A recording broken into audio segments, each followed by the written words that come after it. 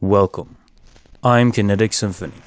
I hunt down and report on mysterious and weird, true stories, from glitches to the paranormal. Case file number 640, written by Chemical 420. The simplest question to give someone chills. I live in a small, single apartment and have been here for about 5 years. When I first moved in, my upstairs neighbor was a guy who we will call Eli. He lived above me for about a year and a half and was friendly enough. One day when I bumped into him, he asked if I was feeling a bit better. I had not been sick, so I asked what he meant. He laughed and told me I must have been more out of it than he thought. From what he told me, we had talked a few nights earlier and I seemed to think he had moved away. I had absolutely no recollection of this event. I honestly just assumed it was just a very odd attempt at humor and forgot about it. That was roughly 3 years ago, and now I have a young couple living above my apartment. So last night when I was coming home from the bar, and guess who I ran into? Eli was walking up the sidewalk to what used to be his apartment. I was a little tipsy, nowhere close to drunk though, so I happily greeted him and started making all the usual catch-up small talk. Naturally, I asked him what he was doing back here, and he was as confused as I had been. Somewhere in our interaction, I suddenly remembered the conversation from years ago and must have turned pale because he asked if I was feeling alright. I assured him I was fine, but when I went inside, I left my door open slightly, and sure enough, I heard him unlock the upstairs door and go inside. I am really not sure how to feel about what happened, but I've had this surreal feeling ever since. Bonus file, written by saynotogrow. Don't judge a book by its voice. This is really weird and happened about 6 months ago. As I was falling asleep, a mean, evil voice said, "Your dad's gonna die." It was very evil sounding.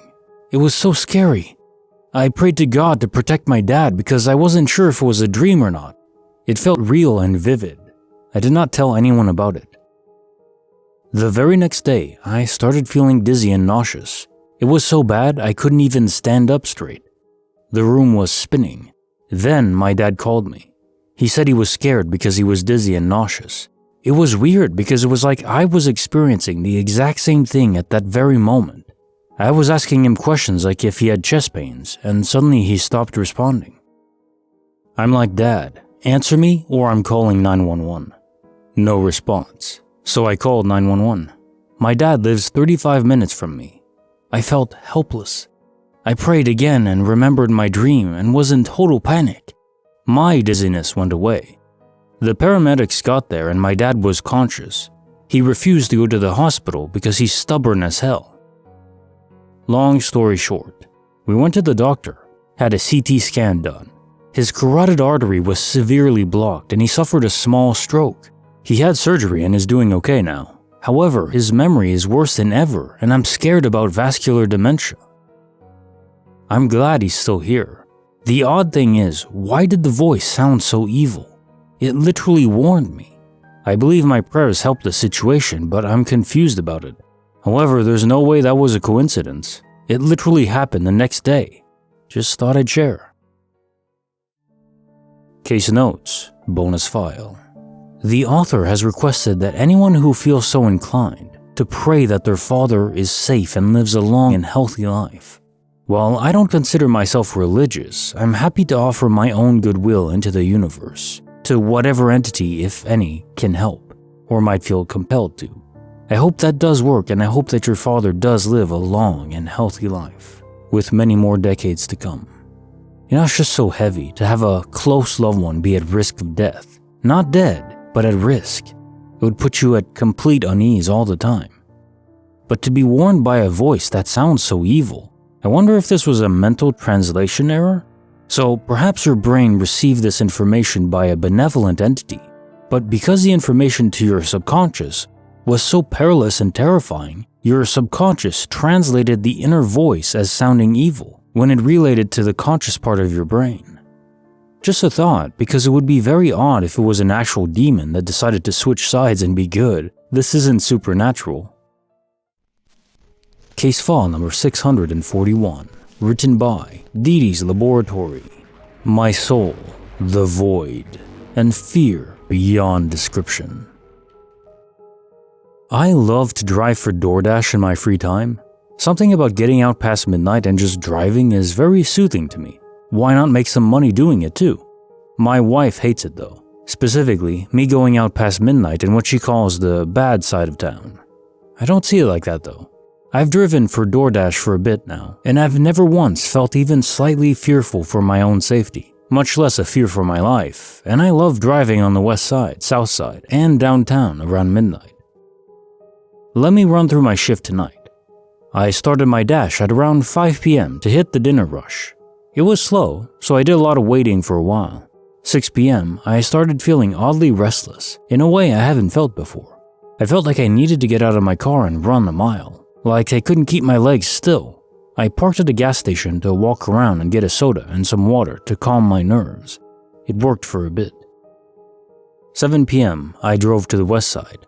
I felt great and was doing well with how much I was making. No changes in how I did things at all. It was just a very average hour. Only thing I noticed was I was making tons of stupid mistakes. I was missing turns, driving too slow, even stopped at a green light as if it was a stop sign. 8 p.m. I started working to the south side. This is when things got weird. I left the west side with the sun still showing, but by the time I made it, the sun was completely gone. It was odd considering I have never noticed it get so dark so fast before. I drive this almost every day, but this was different. It didn't just get dark in a normal way, it got dark normally, but this time I was hyper aware of it. It's hard to explain, but I just noticed it much more than before. This is when my anxiety started creeping back. My legs got restless again. I started feeling like I needed to get out of my car and run a mile again. I brushed it off though and continued my work, although I did remain hyper aware of the darkness, and during one order when I was picking up food, I could feel it. The darkness was heavy and deep. Almost like a low frequency that I couldn't hear but was vibrating throughout my body. I could feel the heaviness of my heart causing strain on my chest, and I thought I could hear it drumming in my ears. At 9 p.m., I accepted an order that took me to the western area of the south side. An area and neighborhood I've been in hundreds of times before. I stopped my car at the house and something hit me like a ton of bricks. I felt scared, but not like average fear. There was this absolute sense of complete and total dread that overtook me. In an instant, I felt like I was being stared at. And I know it's such a cliche thing to say, but I'm being completely serious when I say that I would have bet all my money that there was someone in the backseat of my car. I could feel the heaviness, just like earlier in the night tonight. Sitting in my car in front of this home, I started to tear up as I felt closer to death than I ever had before. I worked up the bravery to turn around, but of course, nothing was in my backseat besides the darkness that felt so heavy, like it was made of solid matter. God, I cannot explain how physical the darkness of my backseat felt, like I was staring at a person sitting in the backseat. Like their weight was being put onto the car, but no one was there.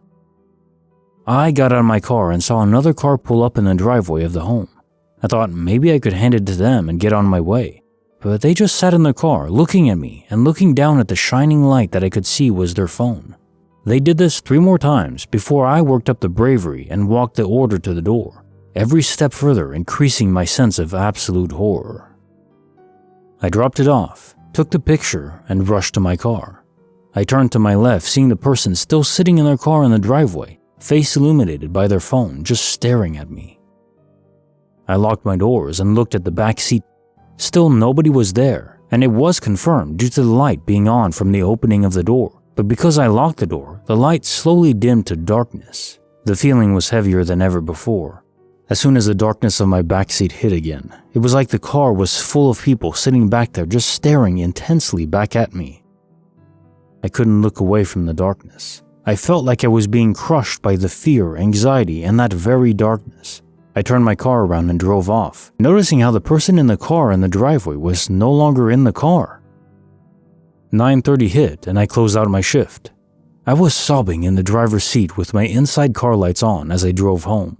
My mind was spinning. I was lightheaded. The sense of absolute total horror was gone, and in its place, a void.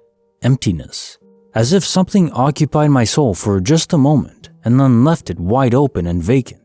I walked into my home. My wife greeted me, noting how I returned early. I fell into her arms and sobbed again. It is now 11 p.m. I'm sitting on my couch with all the lights on, and I feel utterly alone, empty, completely void of all emotion besides one feeling. A slight semblance of fear sitting in that empty void. My wife wanted me to take out the trash to the dumpster outside, but I can't do it. I don't know why, but I can't go back outside in the dark. Please, someone, tell me what happened tonight. If there's one true thing I can say about this, is that this was not normal fear. It was something I've never felt before, like a fear that was embedded in my soul, and it's something I pray to God no one else ever has to experience.